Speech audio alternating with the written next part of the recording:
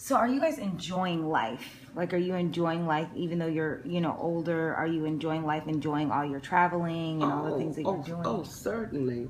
Well, first of all, you have to love each other and care about each other. That's primary. Mm-hmm. Because when you have to make adjustments when some health issues come up for yourself as well as the other person. And when I believe in the vow for richer the poor and sickness and health, or better or worse. Those are vows, marriage vows that we made to each other.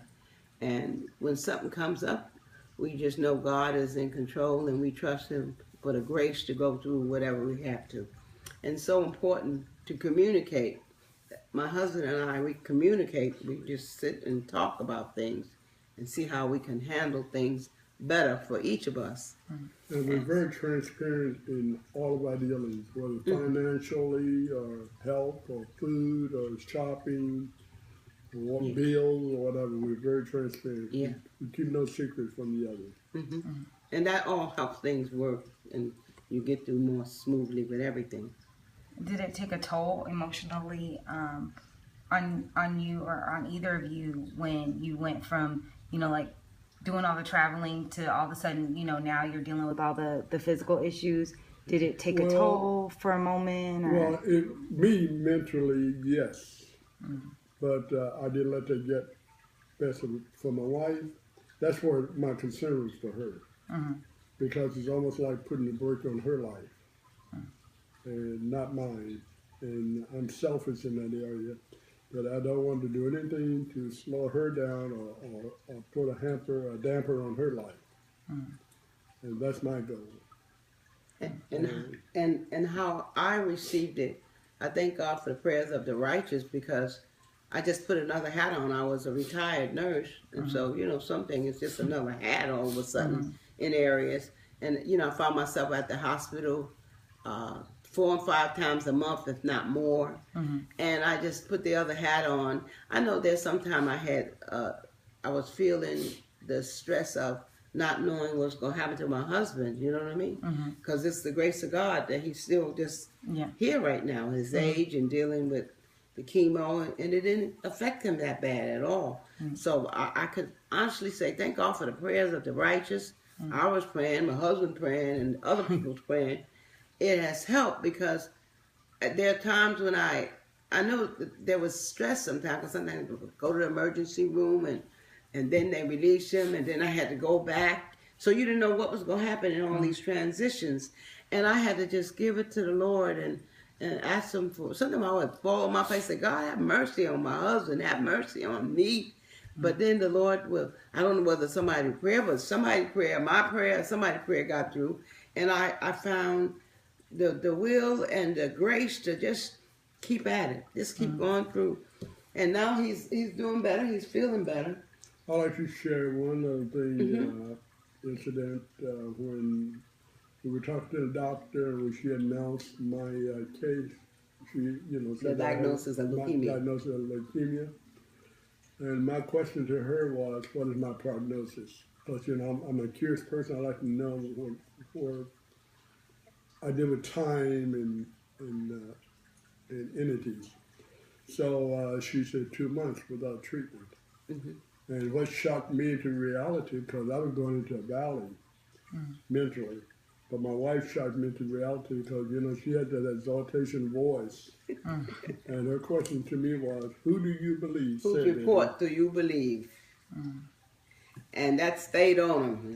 He had to snap out of it, you know what I mean? He never got down, not functionable. He will always go and do. But I said, whose report do you believe? The report of the Lord? Or do you believe the word of the devil? And so that jolted him out of that. We talk real frank, and I just speak the truth of the Lord's word because I say, the Lord is the standard, and we all got to come up to it. Yeah, that's good. And His grace is sufficient. It really is. Yeah, it's beautiful. Wow. So how long has it been since they gave... September, October, November, September, January, February, 2014. Yeah. So it's been almost 7 months. March will be 7 months. And how have you been doing with the leukemia? I've been doing fine. It started off, there's a You can explain the blast thing, medical thing. Oh yeah, well he has. They call it acute myeloid leukemia, and what his cancer cells are called blast cells. Now they have different types, but his that affected him are blast cells, and those are the cancer cells which the chemo he gets attacks them to destroy them. But when you have any kind of chemo, it can affect your immune system either way. So that's and it can affect the other cells because you kill the cancer cells just by having them in the environment. They affect the other cells along with the treatment.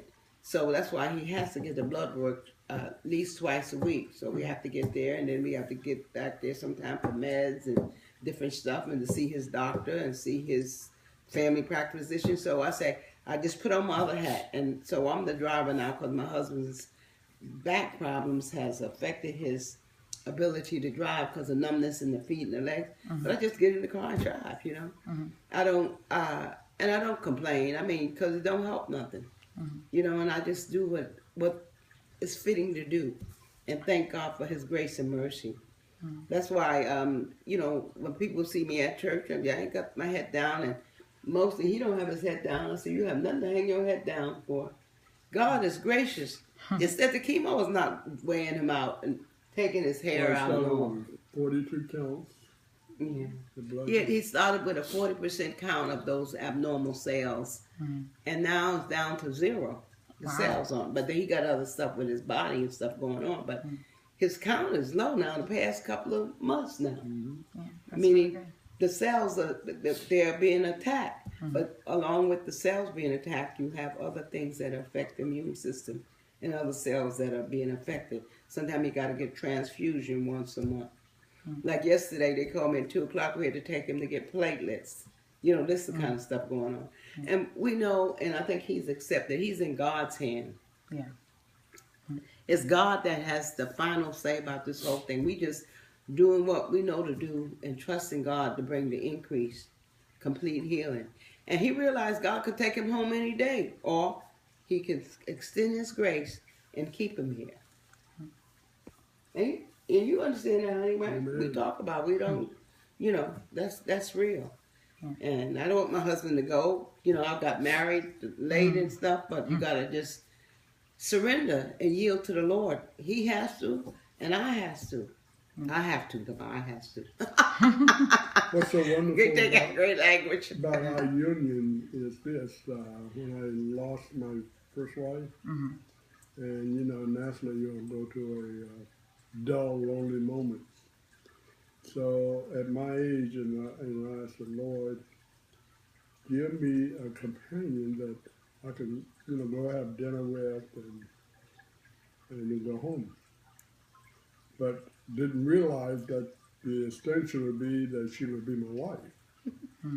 So what happened was I put in my, I call it my gospel request. And I left it alone. I was busy at the church, you know, working. And I just kept going doing what I'm supposed to do, and I didn't go visiting church to church looking for somebody. You know, some men visit Because churches I looking didn't, for weight and on the outside. Yeah. I didn't want to take no chance, so I could lean on the Lord and let the Lord do it for me.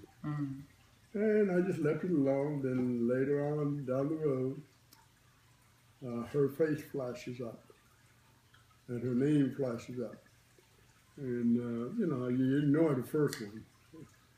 And but it kept coming back up. I said, well, let me look into this. You know how we men get curious about things like that. So I went Single men that ask God for petition. So I went to the church and got a directory for her name, her number. So I called her one day, and she didn't answer. And actually, that's disappointment, you know, because no man likes the phone to ring and nobody answer when you're inquiring.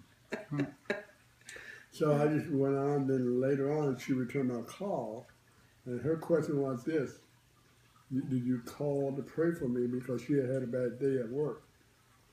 And I said, no, not really. I called you and asked you out to dinner. And it was the last thing on my mind that he was trying to date me. I'm not going to kid her. That's funny.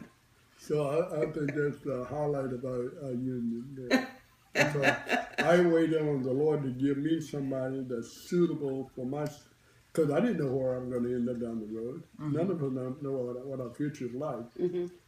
But to give me someone that I'm comfortable with, I don't have to worry about the nagging part or the old minds and we got married late and here you are falling apart.